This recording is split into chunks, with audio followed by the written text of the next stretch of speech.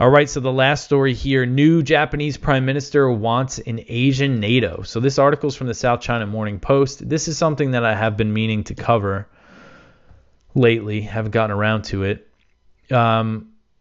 Japan's new prime minister, Shigeru Ishiba, so he just replaced Kishida, who stepped down. So if I understand it right, this is the Liberal Democratic Party.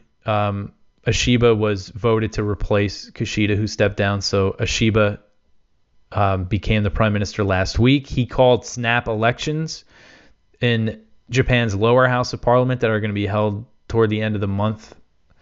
And those could change who's the prime minister if the LDP doesn't get the majority again. But I don't really know what the chances are of that. But so it's not set in stone that he's going to be the prime minister for the next few years. But either way, the things that he is saying are very concerning. So he has been calling for an Asian NATO, explicitly, none of this fancy language that the U.S. uses when they talk about these alliances, or all these little alliances like the Quad or the Squad, they call one now, or AUKUS. He's saying, no, we need Asian NATO.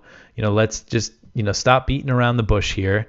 And one thing that he said in this article that he wrote for the Hudson Institute, which is a U.S. think tank in the U.S., was that a NATO alliance, an Asian NATO-like alliance, must also consider the sharing of American nuclear weapons or the introduction of nuclear weapons in the region. So this is Japan's prime minister who wants either U.S. nuclear weapons to be stationed in the region, or for Japan and other members of this Asian NATO to get their own nukes.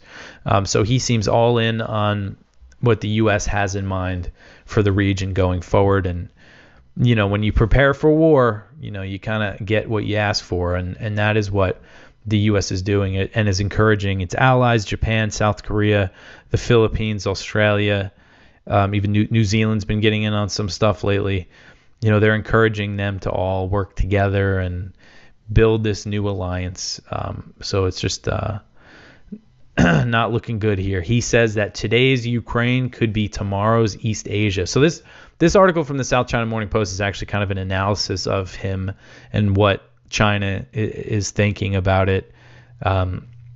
So some interesting stuff in here.